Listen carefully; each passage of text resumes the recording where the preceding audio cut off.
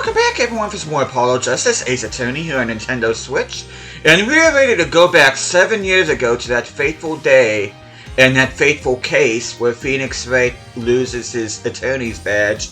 And this is really the part of not only this case, but this entire game that I'm really not looking forward to. And we're going to be finding out some really interesting but yet some really disturbing stuff throughout this episode as well as the next episode. But before we do that, hope you guys have an awesome day today. Hope you guys doing well.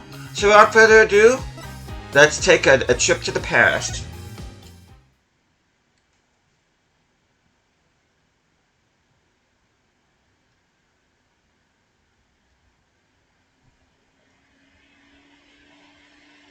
Showdown time.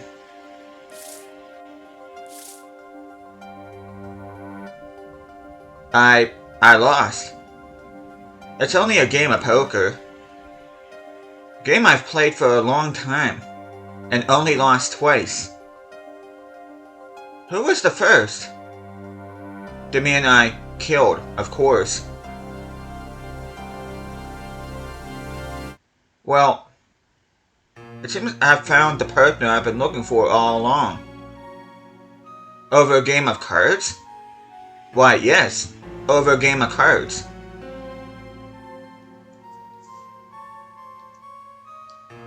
That was how we first met, 7 years ago.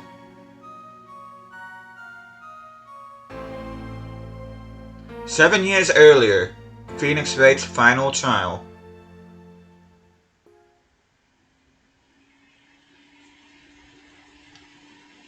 April 19th, 9:27 a.m., District Court Defendant Lobby number 2. Phew, okay. It's been a long time since I felt like such a rookie. Got to try and relax. Ah, good morning, Mr. Enigma. I'm sorry to have sprung this on you so suddenly. I received the files from your previous attorney only yesterday. Honestly, I'm not entirely sure I'm prepared. I understand I'm asking the impossible of you. Yes, well, you haven't really told me what happened yet. All we did was play cards. And that was enough. Actually, it wasn't. Trust me. Oh, morning, Daddy. Ah, I'm so glad you came. You okay, Daddy? They picking on you? I'm fine, as always. This old boy is here helping me after all. That's young man to you. Good morning. That's a cute outfit you have on. Thanks, my first show's today, after all. Oh, I'm sure it is. What the heck is she talking about? Oh, old boy. Huh? Me? Look where he started. Here. What's this? I don't know, I just got it over there in the hall. They told me to give it to the old boy in the blue shirt with the blue suit with the spiky hair. Yep, that's us. They said it was really important. What's this? A memo for you or some such? Not from the looks of it. What is this? Looks like a page from someone's diary. I'll give it a read later. Notebook page added to the court record. Mysterious paper received just before the trial. And this ends up becoming a vital piece of this trial. Well, how do you feel about the trial today? We'll get through it, somehow. Incidentally, the prosecutor today is a new guy, I hear. Ah, an easy win then, yes? They're calling him a true thoroughbred in the history of the prosecutor's office. Of course, there's one of those every year. The switching of attorneys just before the trial? I know it's a difficult situation I put you in, but allow me to say one thing, Mr. Wright. Yes? They will not be able to pronounce me guilty today. So, do your best, but do not worry. First time a defendant's ever given me a pep speech. I'll do what I can. I see you do not understand. You see, it will be impossible for them to declare a verdict. Impossible? Yes, isn't that right, Trucy? Yep, you bet, Daddy. My first look at the case was only yesterday, and the information I was given was a tad bit lacking, to be honest. Still, I'll do what I can, for their sake. I believe the curtains will be lifting any time now. I am in your capable hands, Mr. Wright.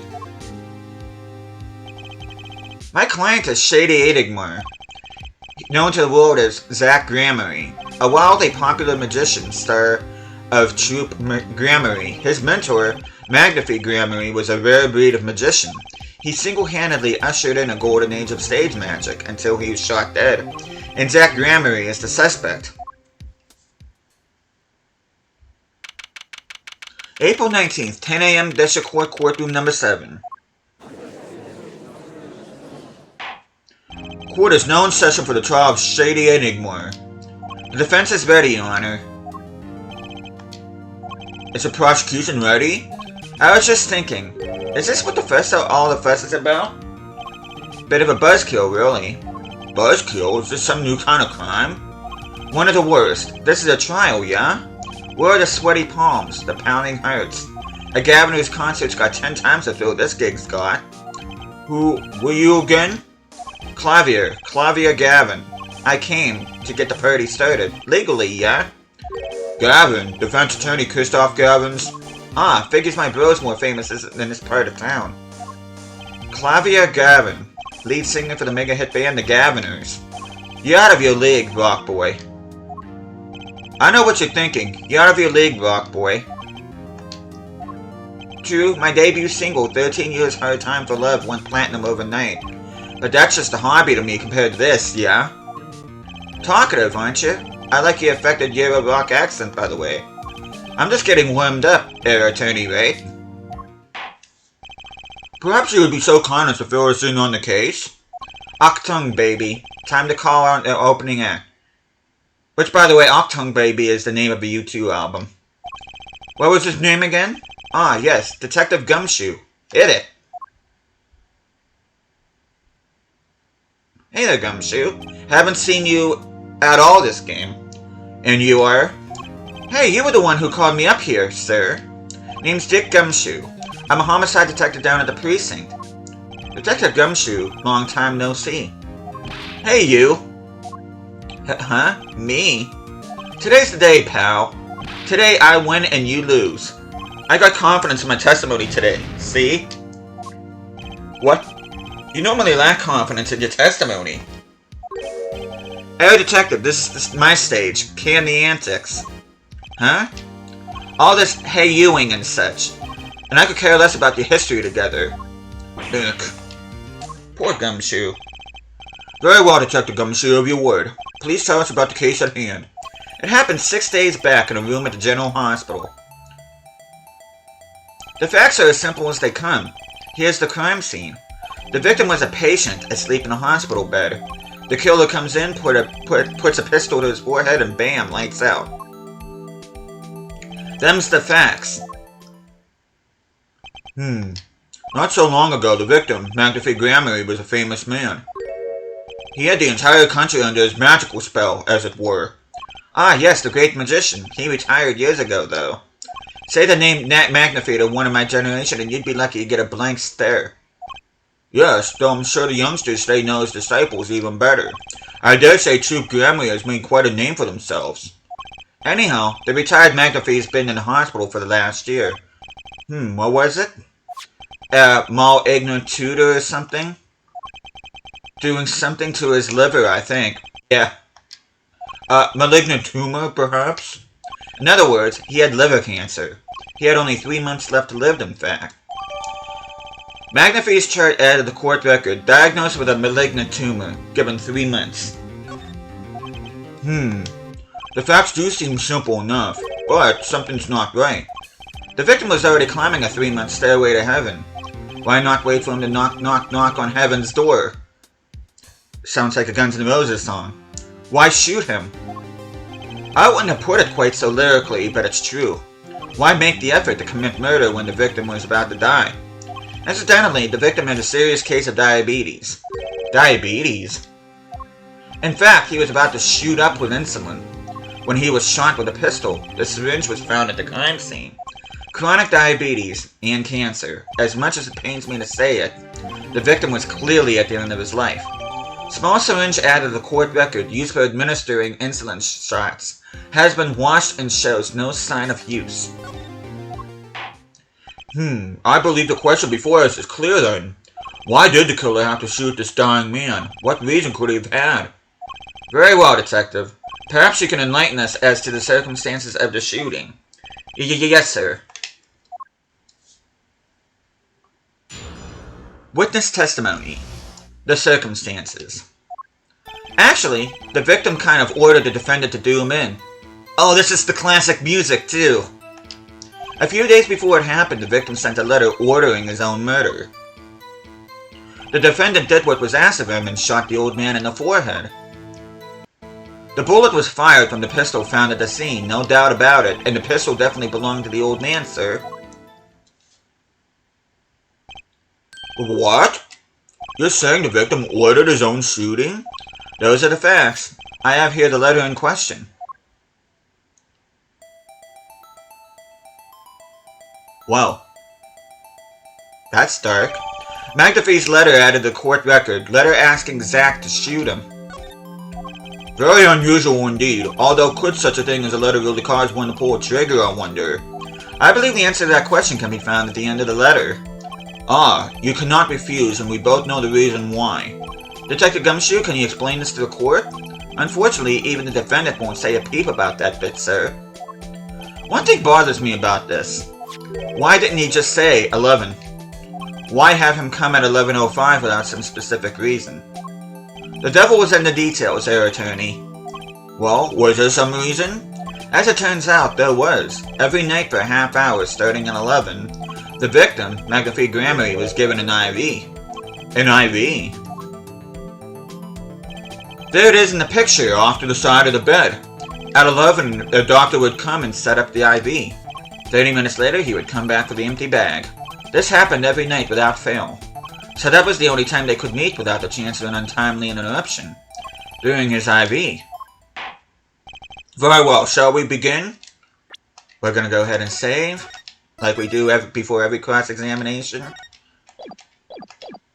Mr. Wright, your cross-examination of your ward. What's his reason he couldn't refuse, I wonder? He could have at least mentioned it to me. Okay, circumstances. Victim ordered the defendant to do him in. A few days before, victim sent a letter ordering his own death. Defendant did what was asked him and shot the old man in the forehead. How can you be so sure? Hey, you gotta learn to stop relying on people to do your thinking for you, pal. Learn to think for yourself. Get that noggin cranking. You fail to grasp the concept of questioning, detective. First, we got this letter. It says shoot in the forehead loud and clear. I can see that, but I still wouldn't do it. Well, maybe you need to grow yourself a backbone, pal. You fail to grasp the concept of shooting people is bad, detective. We also found the defendant's pistol at the scene.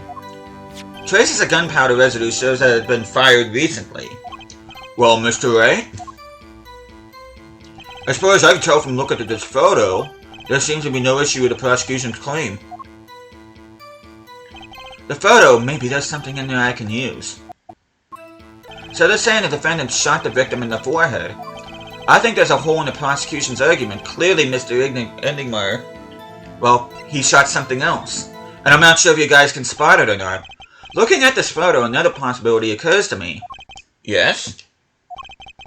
What does the letter tell us? That the defendant had a reason he couldn't refuse his teacher's wishes. Bingo, pal.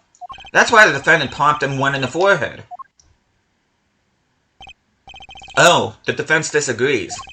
You see, the defendant had another choice he could make. Objection! What? And you can prove that with this photo? I can prove he had a choice, yes. The defendant might have fired like he was ordered, but he didn't shoot the victim's forehead.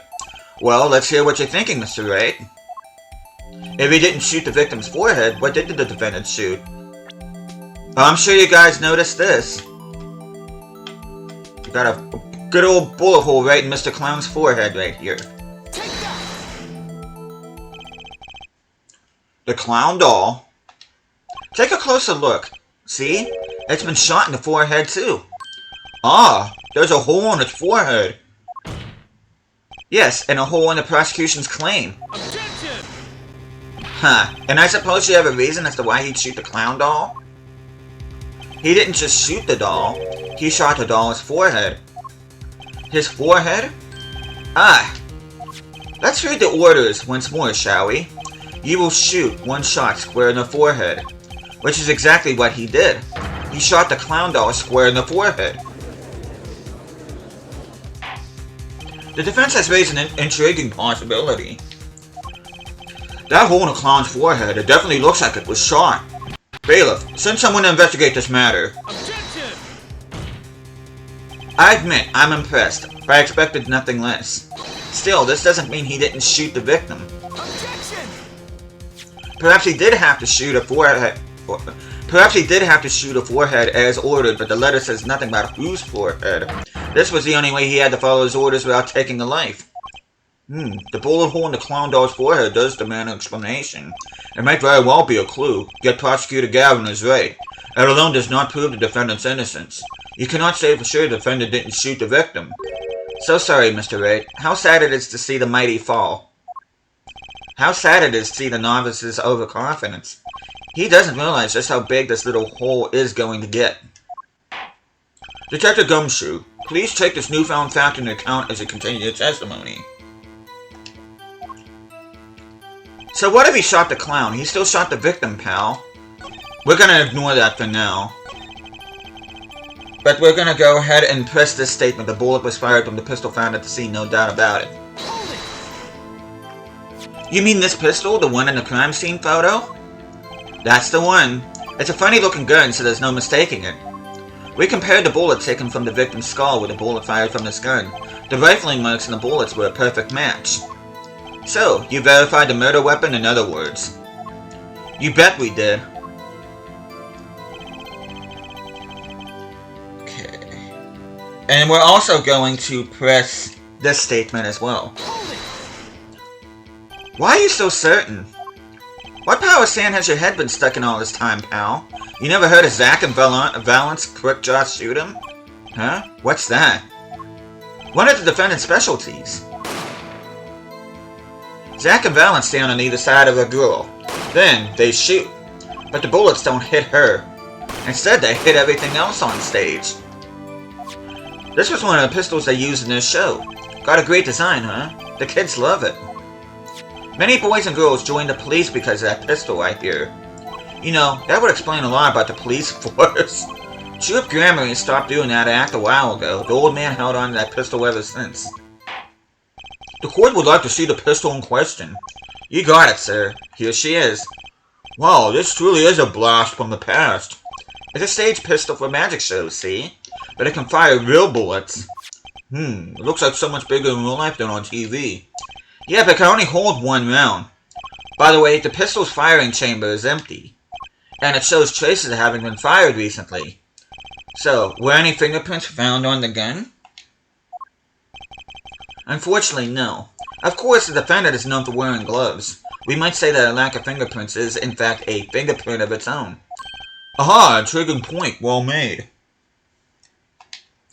Whoa, not well made, not intriguing. In any case, the court accepts this evidence. Stage pistol added to the court record. Fires one real bullet. Barrel marks match bullet found in victim. No fingerprints found. My grandchild will get a kick out of seeing this. But now it's time to return to their testimony. So what, if you still shot the, I don't know if you guys noticed it, but we're gonna go ahead and present the stage pistol. The trickiest cases often seem the simplest. Prosecutor Gavin, you missed the bullet hole in the clown's forehead. If you hadn't missed that, you might have come to a very different conclusion. Understand? Yeah, but like I just said, pal. After he shot the clown in the forehead, he went and... Objection! Did nothing of the sort to the victim. The pistol proves he could not. The murder weapon? How? It's quite simple, Your Honor. This pistol only holds one bullet at a time.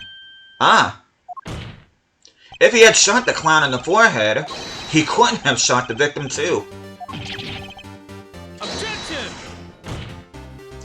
That's not a contradiction. Not even close. All he had to do was reload the pistol after the first shot. Objection! Oh, where did he get the extra bullet? They're not so easy to come by, you know. If you claim the defendant had one ready, then prove to us how he got it. Ugh. I had a feeling this wasn't over yet. No, this party's just getting started, and I haven't proven anything yet beyond my good looks and startling record sales. An utter lack of humility. What's this? It seems that the prosecution has another witness prepared. Like I said, our detective was just a warm-up act. Now that the audience has gotten a taste of what's to come, they're ready. Ready for what? For my decisive witness, of course. A witness who, you will find, can prove one thing for us. That it was Zach Ramery who shot the victim in the forehead. Very well. We will pause for a 15-minute recess. This might be my lucky break. I'll need that 15 minutes to talk to my client, Zach. Quarters adjourned. And we are going to stop here. The next time I see you guys, we will be coming out of recess and we are going to find out just exactly who this decisive witness is. So I'm just going to go ahead and save, and I will see you guys the next time where we'll get to find out exactly what the heck is going on with the, who exactly this decisive witness is, and see the events that transpired that ended Phoenix Wright's career as attorney. As much as I hate to do that, but we got to get through this eventually, so... But thank you guys so much for watching this. Hope you guys are enjoying the series so far. I will see you guys again next time.